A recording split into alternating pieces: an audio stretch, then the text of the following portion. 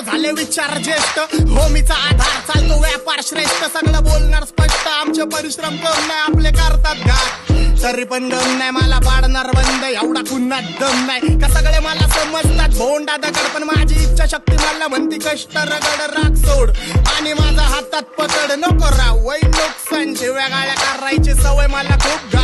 घाण पहिलं स्वतःची चूक